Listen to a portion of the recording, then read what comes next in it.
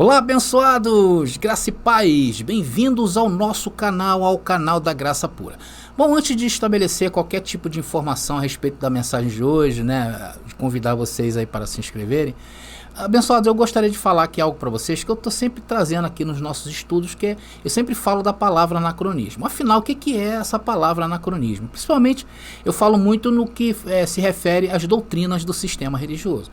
Bom, queridos, em suma, né, em resumo geral, o anacronismo é uma situação em que algo ou alguém é deslocado, olha só, deslocado no tempo e espaço, gerando uma desconexão com o contexto atual. E o pior é quando esse anacronismo vira uma verdade. E quando você identifica um anacronismo, você logo corrige, isso aqui está errado.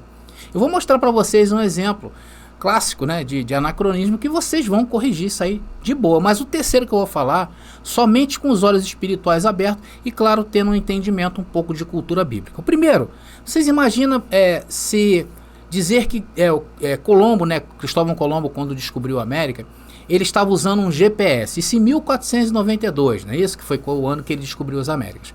Imagina se alguém dissesse que ele estava usando um GPS. Isso não é verdade, né, querido? Por quê? Porque o GPS só foi inventado agora, no século XX.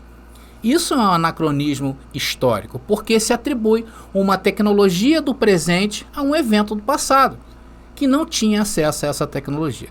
O segundo exemplo que eu quero trazer para vocês, imagina se uma pessoa em textos oficiais escreve farmácia. Ela está errada, não está errada? Por quê? Farmácia com PH, desculpe. Escreve nos textos farmácia com PH. Ela está errada, não está errada? Por quê? Farmácia não se escreve mais com PH, ela se escreve com F. Então o uso do PH para a palavra farmácia em textos oficiais pode gerar confusão e ser considerado uma prática desatualizada. Então você vai lá e corrige, isso é fácil, né? Apesar de ter gente aí talvez não saiba, né? Por exemplo, vamos para a Bíblia, né? Dizer que Jesus virá nas nuvens, olha só, pode ser considerado um anacronismo religioso, visto, né? Esquece essa parte.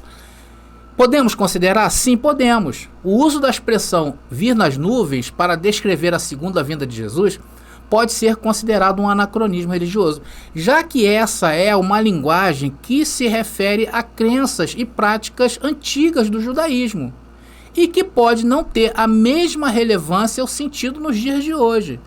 É importante também considerar o contexto histórico e cultural em que essas expressões foram originalmente usadas para evitar equívocos e interpretações incorretas. Então, isso é importante vocês saberem. Por quê? Porque eu vou usar essa palavra hoje. E quando ela se torna verdade, é como se a mentira se tornasse verdade. E isso é um tipo de fascismo, sabia disso? O fascismo ele vai muito contra as coisas, principalmente em relação à ciência, né? São conhecidos como os negacionistas. São aqueles que, por exemplo, pregam hoje que a Terra é plana. São aqueles hoje que pregam que muitas vacinas hoje comprovadas cientificamente, elas não têm efeitos. Então são pessoas que estão sempre negando, por exemplo, que estamos em graça eterna, negando, por exemplo, que Cristo já veio no ano 70 depois de Cristo. Por quê? Por que eles falam que nós estamos errados e eles certos? Por causa do anacronismo. Então é bom, é importante a gente citar essas coisas, tá bom? Então é disto que nós falamos nesse canal. Então se esse canal aí tem te despertado a curiosidade, né? Porque quando nós falamos aqui nesse canal, nós estamos dando recursos para que você venha argumentar consigo mesmo, pensar consigo mesmo, buscar na palavra, como digo, né? Queimar a mufa, e você acabar descobrindo realmente se é verdade ou mentira o que nós falamos. O que não é aceitável mais é você hoje sentar em um local em que você só consome sem questionar. Isso não é mais viável e louvável. Nós temos que examinar, queridos. Então, o nosso canal ele está preparado para isso, para te instigar a você buscar se realmente tudo aquilo que nós falamos é certo ou errado. Visto que nós não ficamos aqui de blá blá blá, né? Igual alguns comentaristas aí do nosso canal, que só chegam e falam assim, esse cara é um herege, porque está acontecendo isso, mas ninguém vem com porções bíblicas, como eu faço aqui. Então é necessário a gente ter maturidade para entender que aquilo que nós cremos está escrito, tem que estar escrito. Ah, não, mas a espiritualidade. Não, irmão, a espiritualidade é outra coisa, não tem nada a ver com o que está escrito. A nossa espiritualidade, a nossa fé, ela advém daquilo que nós entendemos na Bíblia. Ela não pode vir de um evento... vamos dizer assim, místico, na verdade, você entrou num quarto e Deus me revelou aqui. Não, nunca foi assim, porque se é assim, vira sistema, aí eu falo, né? Vira sistema, tá bom, querido?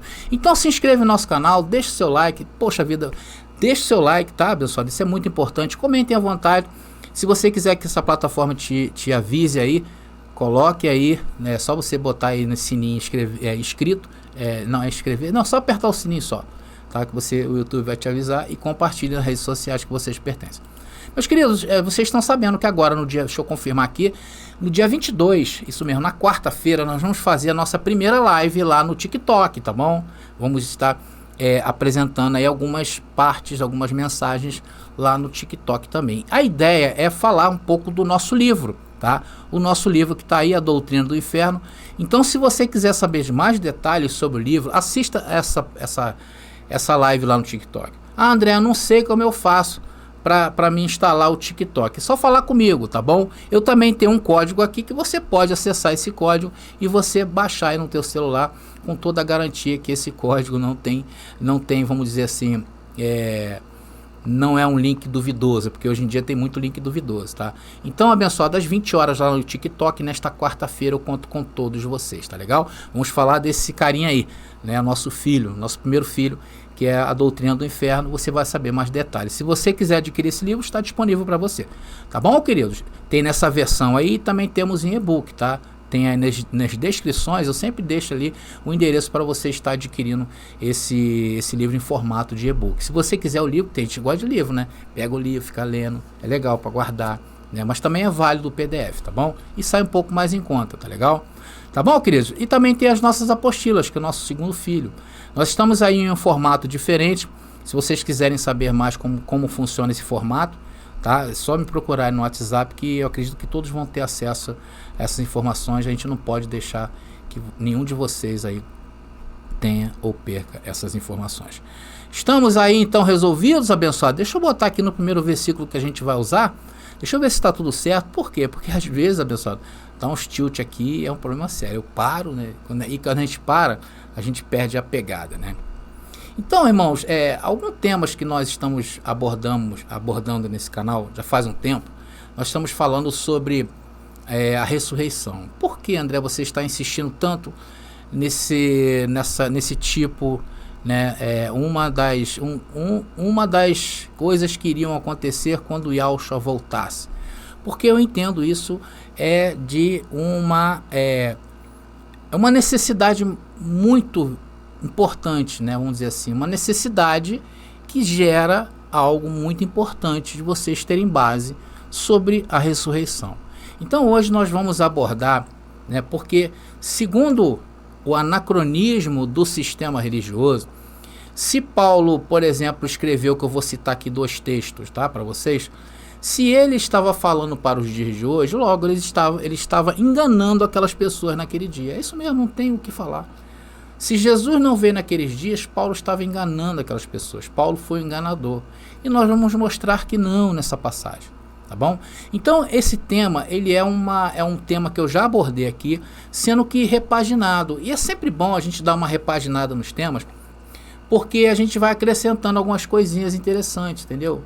Então eu tenho certeza que essa mensagem, se você já ouviu, você vai ouvir de novo e com certeza vai agregar para você, porque aqui há bastante coisas, questões bastante interessantes que eu quero passar para vocês, tá legal, abençoado?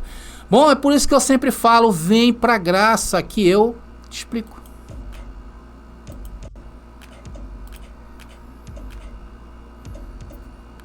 Meus irmãos, o primeiro ponto de contato que eu queria ter com você nessa mensagem é que nós precisamos estabelecer o tempo da vinda de Yahushua, tá?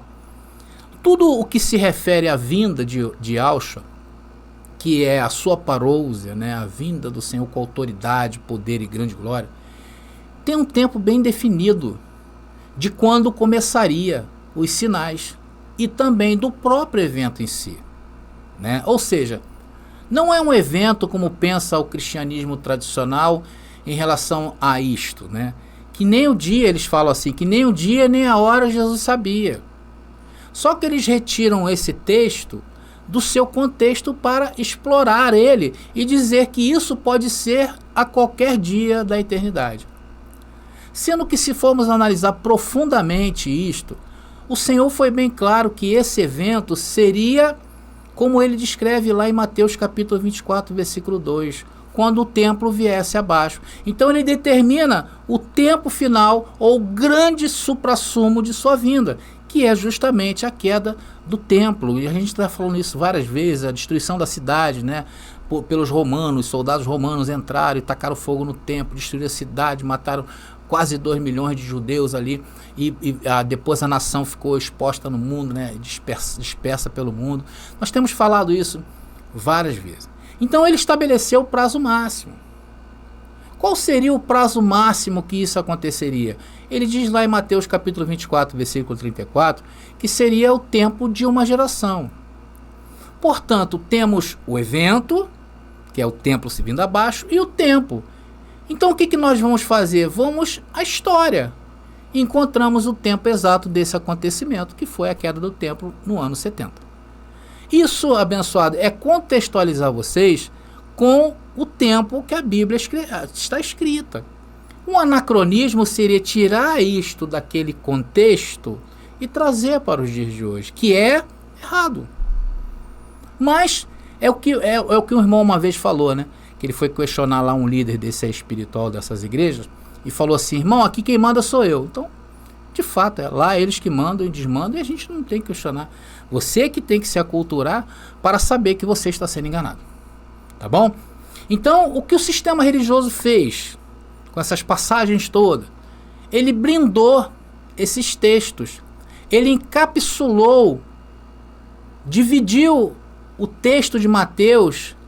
Ele dividiu em dois. Ele disse que não, esse aqui até esse versículo é para esse tempo. Daqui para cá é para um outro tempo, para um futuro indeterminado.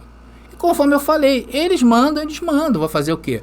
Mas segundo o que a Bíblia tem determinado, o que a Bíblia está escrito, não é isso. Então, abençoado, o que aconteceu eles dividindo essa informação sobre a vinda de Jesus? Criou-se um poderoso sofisma. É uma verdade, uma mentira que se tornou verdade e que resiste até os dias de hoje. Por isso que falam que essa geração lá de Mateus capítulo 24, né, foi antes dele começar a falar do futuro. E existe também uma outra forma que o sistema tenta driblar essas passagens.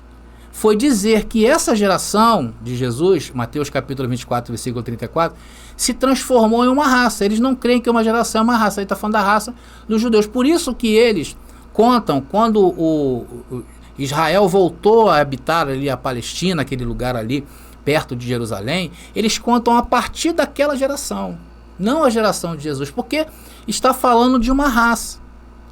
E isso não quer dizer uma raça. É bem claro o texto, o que está escrito lá em hebraico, é geneia, é uma geração, não é raça. Raça é outra coisa. Então nós refutamos esse entendimento, porque para nós é claro demais que não existe divisões em Mateus capítulo 24, Marcos capítulo 13 e Lucas capítulo 21, no que se refere à escatologia que Jesus falou, entendeu? Então, quando vamos à história daqueles dias, nós conseguimos encontrar todas as referências que Yahshua predisse em seu sermão escatológico. Agora, abençoados, tem pessoas, né, para vocês verem como é que funciona essas coisas, tem pessoas que falam assim: eu não quero saber de livro histórico, eu quero saber de Bíblia. Aí quando você vai para a Bíblia, não quer saber de Bíblia. Então o que eles querem? Eles vivem o quê? Em um anacronismo. E eles se tornaram, isso torna as pessoas, é um tipo de fascismo. Porque você vive uma coisa que não é real. Um anacronismo, ele leva as pessoas a isto. Mas vamos ler o primeiro texto aqui. São dois textos que eu tenho aqui em questão do apóstolo Paulo. O primeiro é em 1 Coríntios e o segundo é em Tessalonicenses. Mas vamos ler o primeiro texto que se encontra em primeira carta de Paulo aos Coríntios, capítulo 15, versículo 51. E diz o texto: eis que vos digo um mistério. nem todos dormiremos, mas transformados seremos todos. Agora vamos fazer algumas perguntas ao texto, tá? Antes de nós prosseguirmos. Em que ano esse texto provavelmente foi escrito? Por volta do ano 55, tá? Da primeira era cristã. Não é 1955 não, tá bom? Isso estava dentro do tempo que Yahshua falou sobre os acontecimentos que haveria na sua parousia? Sim, esse texto é contemporâneo de Mateus capítulo 24, versículo 34. Então nós já temos aqui, irmãos, duas informações importantes. O tempo e a geração desse texto, tá? Para quem Paulo estava falando? Paulo estava se dirigindo a uma comunidade gentílica de Corinto, né? Da cidade de Corinto. Havia judeus lá? Sim. Havia gentios lá? Sim. Mas qual foi o ministério dado ao apóstolo Paulo para pregar a reconciliação? Aos gentios. Então ele fala estritamente aos gentios. Ele fala coisas sobre a lei, mas Paulo é direto. Então Paulo está afirmando nesse texto sobre a ressurreição. De quem? Somente para o povo de Israel? Não. Paulo estava falando da ressurreição dos mortos também para os gentios. Paulo fala no texto aí que vocês estão vendo, que eu deixei em letras maiúsculas. Paulo falava a todos que morreram. Claro, até aqueles dias. Irmãos, isso é muito importante. Logo será que podemos concluir da ressurreição dos mortos. A ressurreição dos mortos atingiu tanto a israelitas como os gentios? Pelo texto que estamos lendo, sim. Então a ressurreição dos mortos, ela pegou tanto judeus como gentios, nascidos antes do ano 70 depois de Cristo. Guarda essa informação. Deixa eu voltar aqui com a minha imagem, tá? Irmão, guarda essa informação que é ouro para vocês. Os gentios também foram ressuscitados na ressurreição do último dia, tá? Então Paulo tinha duas perspectivas sobre esse assunto. O primeiro era que essa ressurreição seria para a geração de Yahshua, né? Confirmando o texto aí de Mateus capítulo 24, versículo 34. E segundo, envolveria a todos. Os mortos de todos os tempos, independentemente de sua nação, e também envolveriam os vivos presentes daquela era. Mas como seria a ressurreição dos vivos? Paulo usa a palavra transformados. No texto que vamos ver, vamos relê-lo ele com esse destaque aí, tá? Vou botar aí para vocês novamente esse texto, mas agora com destaque, tá? Tá aí, essa palavrinha em grego aí que vai aparecer para você. É o mesmo texto, 1 Coríntios capítulo 15, 51. Essa palavra aí, abençoados, ela no original, ela quer dizer, além de transformar, quer dizer mudado, alterado, trocado. Vamos ver ela em detalhes aí, o que quer dizer? Deixa eu botar ela aqui para vocês. Tá aqui a palavra original. Tá ali, ó. Ala só. É um verbo. Definição mudar, né?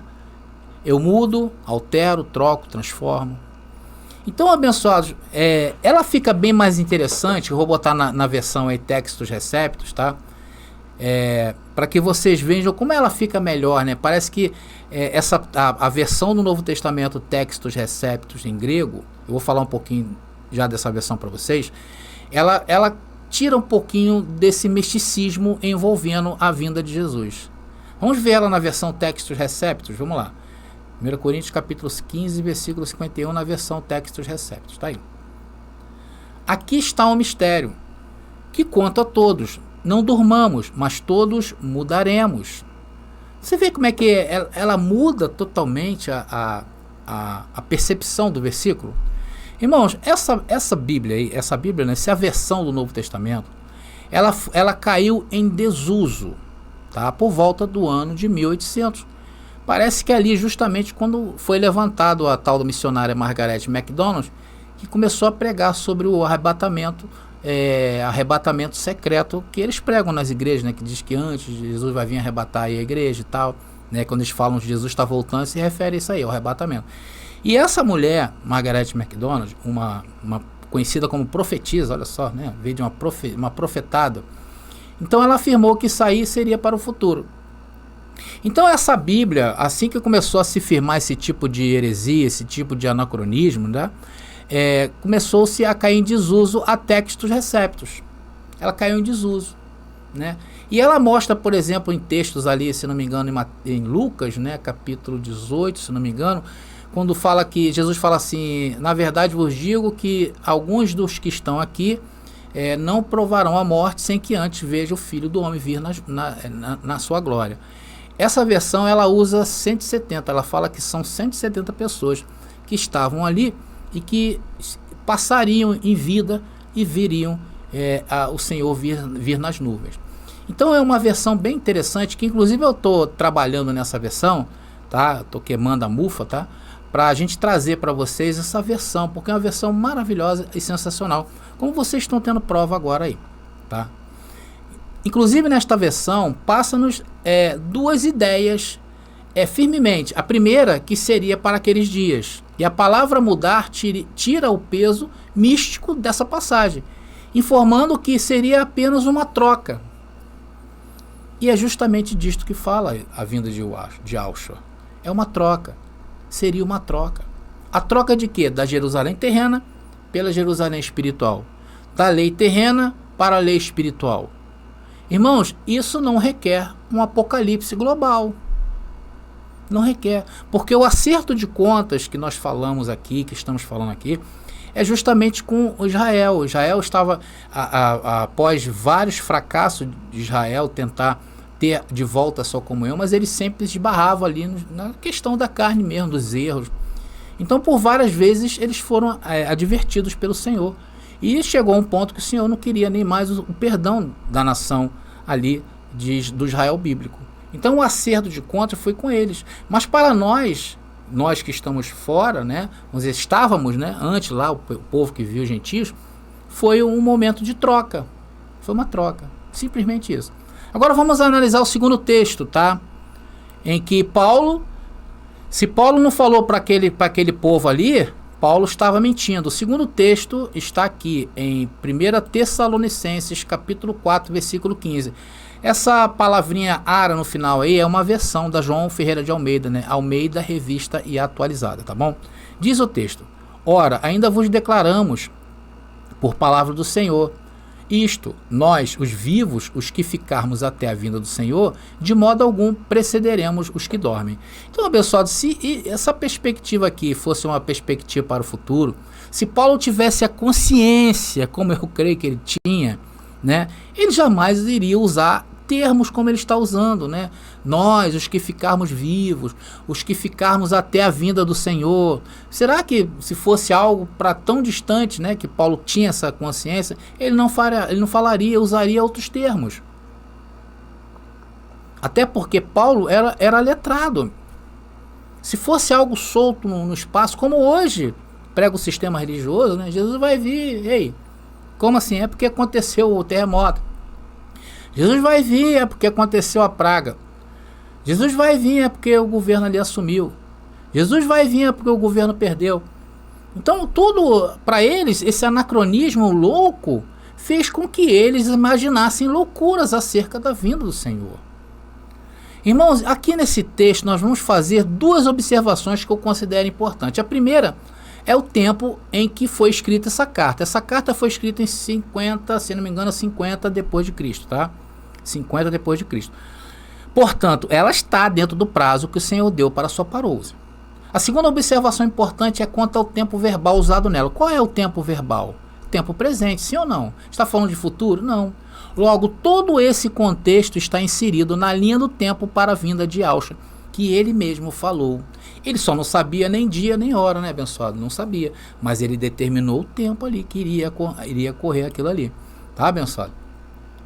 André, se eu pego estes textos e transfiro para os dias de hoje, irmão, se você fizer isto, como fazem, você fará um absurdo e uma afronta a todos os escritos, não somente da Bíblia, tá? A todos os escritos dentro do seu texto. Você está ferindo a própria escrita. você vai estar desconsiderando todo o contexto. Isso significa que você fará um anacronismo.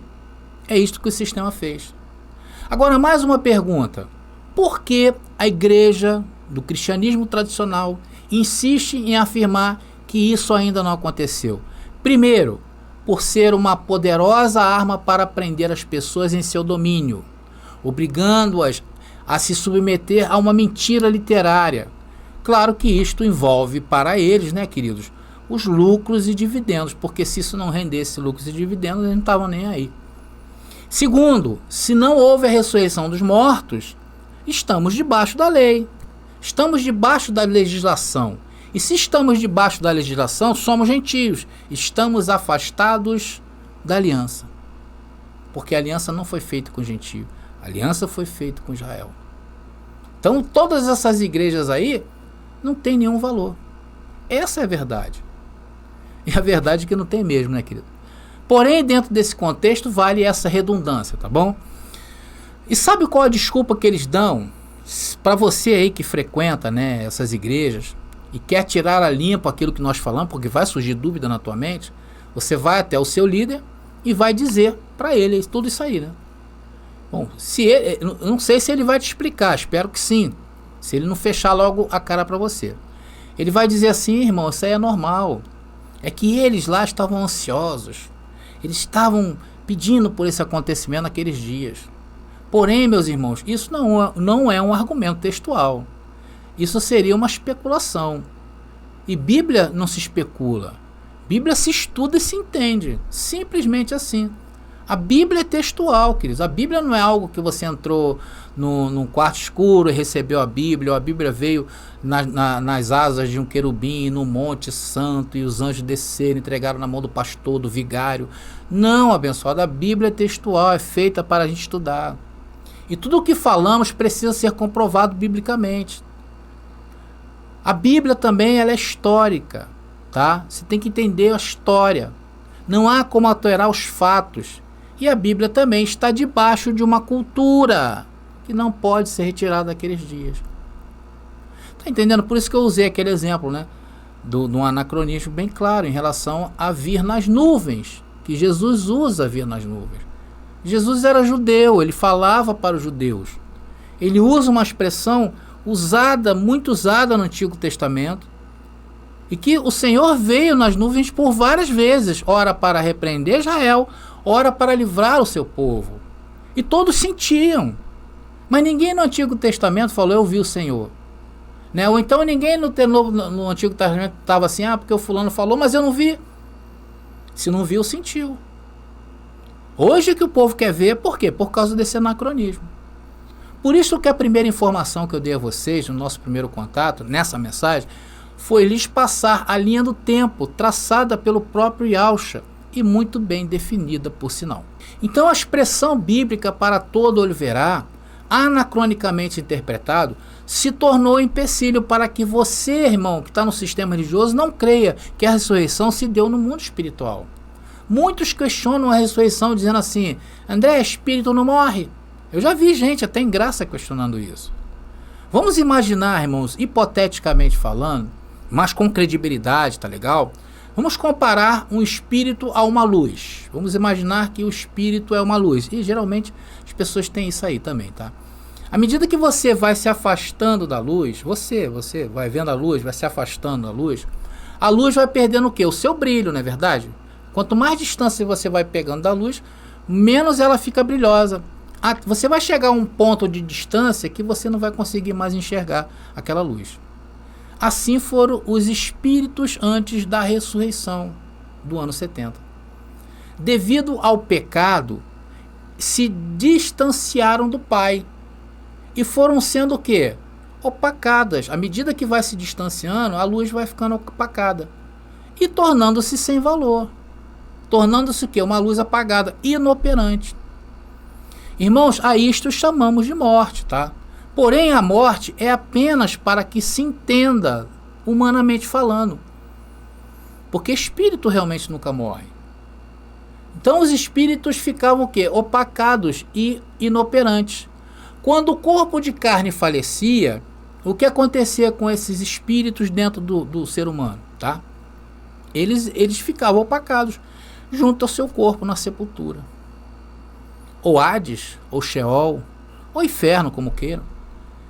A isto chamamos de quê? Segunda morte. Por esta razão, a ressurreição se deu no mundo espiritual, porque as escrituras falam de corpos espirituais, abençoado. Logo, não pertence a este mundo. Quando se aplica o anacrônico, texto onde diz que todo olho verá, né, pronto, as pessoas esperam ver seus mortos de volta. As tumbas, né, os túmulos se abrindo, não é verdade? Os sarcófagos, o mar dando seus mortos, o ar dando seus mortos, a terra dando seus mortos. Imagina a loucura. Por quê? Por causa disso aí. Inclusive, queridos, eu tenho aqui no canal uma mensagem que eu só falo sobre o olho vil, todo olho vil. Eu vou deixar nas descrições desse vídeo para que você veja, vai lá e veja o nosso ponto de vista em relação à questão do olho verá. Vai lá, veja e tira suas conclusões, mas pesquise primeiro. Vai lá na palavra, busca o original, busca o contexto, você vai entender isso que eu estou falando. Por isto, meus queridos, podemos dizer que Paulo cumpriu bem o seu papel de informar aos gentios que eles estavam incluídos nessa ressurreição, tanto os vivos como os mortos, desde a fundação do mundo. Sem contar também que o contexto histórico dessa época informa que o povo já passava por grandes tribulações. Havia uma fome naqueles dias, resultado do que Yahshua previu em Mateus capítulo 24, versículo 7, da fome. Porém, Paulo continuava a sua saga de apresentar o novo mundo que se aproximava de melhores e superiores promessas. Vamos ver nesse texto aqui, agora, como não podemos tirar esse evento daqueles dias da contemporaneidade de Jesus, ou de Yahshua. Está lá na primeira carta de Paulo aos Tessalonicenses, capítulo 4, versículo 13 e 14. Diz o texto: quero que vocês, irmãos, saibam sobre os que dormem, ou os que estão mortos, para que não sofram como os outros que não têm esperança. Porque cremos que Jesus morreu e ressuscitou, para que Deus, por meio de Jesus, estivesse com ele os que dormem. Irmão, sinceramente, esse texto podemos jogar em um futuro indeterminado? Segundo o sistema religioso, sim. Porém, segundo os textos bíblicos, a história e a cultura, não podemos. Paulo também afirmou isso aqui lá em 1 Coríntios, vamos ler? Primeira carta de Paulo aos Coríntios, capítulo 15, agora versículo 32 e 33, diz o texto: se lutei contra o homem, algumas versões de esfera, né? Mas o certo aí é homem, tá? Por isso que a versão Textus Receptus, ela tira o misticismo da Bíblia, tá? Isso é importante demais, abençoado. De que me aproveita se estivermos mortos e não ressuscitarmos? Amanhã comemos e bebemos, porque morremos. Não se deixe enganar, as boas maneiras se corrompem com palavrões. Claro que aí existe até uma forma melhor de se botar essa palavra aí. Isso aí é uma das versões que a gente está trabalhando. Eu botei palavrões, mas existe, a gente vai trabalhar isso aí. Então, irmãos, Paulo orienta os irmãos quanto ao que estava acontecendo naqueles dias, e consolando e também afirmando que estava próximo o tempo da ressurreição dos mortos para aqueles dias. E essa expectativa não era só do apóstolo Paulo, era de todos os discípulos de Jesus que ouviram que seria para aquela geração. Não era para uma raça, sim para aquela geração. Irmãos, nós não podemos ser negacionistas da história. Aliás, o que mais tem feito o cristianismo tradicional é negar. Veja o que eles fizeram ano passado aí, né, os pastores ano passado, obrigando os seus membros a seguirem a uma corrente filosófica política. Por isto afirmamos que se cumpriu ainda no primeiro século. Veja o que o Tiago escreveu. Vou botar em Tiago capítulo 5, versículo 8. Vamos ler primeiro na versão tradicional da Almeida Revista Atualizada. Depois nós vamos ler a versão Textus Receptus e vocês vão se surpreender. Tá? Tiago, carta de Tiago, capítulo 5, versículo 8, diz o texto: sede vós também pacientes e fortalecei o vosso coração, pois a vinda do Senhor está próxima. Irmãos, o texto é muito claro. Quando eu li esse texto no sistema fascista religioso, tá? Essa parte aí, meus queridos, não me descia de jeito nenhum. Como podia aqueles homens escreverem naqueles dias, né, como o apóstolo Paulo, né? Escrever para eles ali, como está o texto tão claro, e isso ainda está para se cumprir nos dias de hoje. Negar a história, né? Como muitos escrevem aí no canal, tem muita gente falando assim: irmão, meu negócio não é com o livro da história não, meu negócio é com a Bíblia. Essa gente aí, irmão, é tudo negacionista. Isso é abençoado, isso aí, eu não posso nem falar muito sobre isso, porque são palavras muito pesadas, tá? Mas o importante é que hoje tem muita gente em graça aí que crê no que a gente crê, mas são negacionistas da ciência. Então isso é um começo muito complicado, tá, abençoado? Nós temos que ter cuidado com aquilo que estamos ouvindo. Porque a partir do momento que você desacredita em tudo, você fica à mercê de alguém. Você fica à mercê, porque tudo hoje é a história, a ciência. Nós temos isso a nosso favor. Quando você começa a negar tudo isto, você começa a entrar em uma área muito complicada. Vamos ver esses 2 versículos de Tiago, vou botar eles juntos ali, para que você perceba como a versão Textus Receptus, ela é muito clara. Está ali. Eu nem falei da versão Textus Receptus, né? Tá ali, mas tá ali, vamos botar as duas juntas, tá ali. Os 2 textos juntos. Diz o primeiro texto que nós lemos: sede vós também pacientes e fortalecer o vosso coração, pois a vinda do Senhor está próxima. O segundo, que é a Textus Receptus, diz: você tem sido paciente e tem sustentado nossos corações, porque a presença do Senhor chegou. Poxa, olha só, abençoado. Olha o que diz um texto sobre o outro. Então essa versão, ela deixou de ser usada, como eu já falei para vocês, pelo sistema religioso, porque ela destrói argumentos, né, místicos sobre a Bíblia, né? Ela evita muita coisa, ela evita o engano, né? Porque o que é algo místico? Qualquer coisa aí é místico, abençoado. Então, abençoado, o fato é que a história, ela está corroborando para a vinda de Yahushua naqueles dias. Veja tudo que Jesus falou acerca da sua vinda em Mateus capítulo 24. Se cumpriu quando? Naquela geração. Até o evento principal, que foi a queda do templo. Tudo para aquela geração, sem descontextualizar. Então, meus queridos irmãos, nós apresentamos para vocês a Bíblia pela Bíblia e não vimos nela como retirar estes acontecimentos de seu contexto, pois isso é uma profanação das Escrituras. Agora, se a gente pensar igual a doutrina futurista sobre um monte de questionamentos, sobre as passagens em que Paulo afirmava aqueles irmãos que estavam perto, né, nós podemos perguntar: por que ele então não falou para aqueles irmãos que a ressurreição ainda seria para um futuro muito distante? Porque se formos pensar igual ao sistema, teríamos que fazer essa pergunta. Seria o lógico. Agora, se Paulo afirmasse isto, se Paulo afirmasse que seria para um futuro distante, ainda que Paulo fizesse isso, ele iria bater de frente com quem? Com os ensinos de Yahushua, do mestre, sobre o tempo em que ele firmou bem ali, em Mateus capítulo 24. Aí quem estaria certo?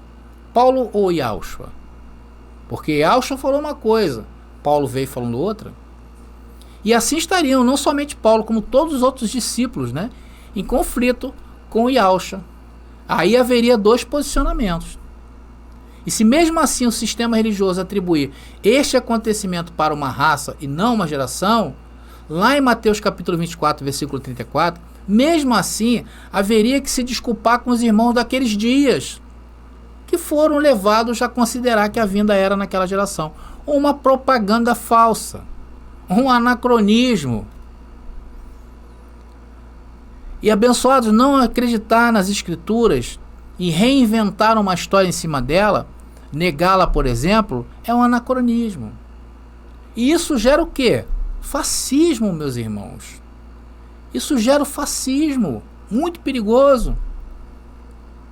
Mas as coisas não funcionam negando a Bíblia, negando a eficácia, a eficiência da vinda de Cristo, negando até mesmo o sangue de Yahushua na cruz, porque a Bíblia, ela mesma tem a sua defesa, que é o contexto. A Bíblia é poderosa em seu contexto.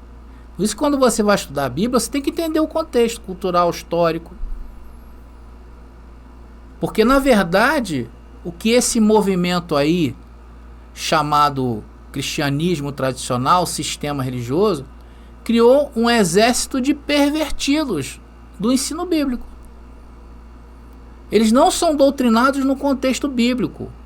São doutrinados pela doutrina de homens, que é um anacronismo, conforme eu falar. É a mesma coisa do cara acreditar que Cristóvão Colombo descobriu as Américas em 1492 usando um GPS.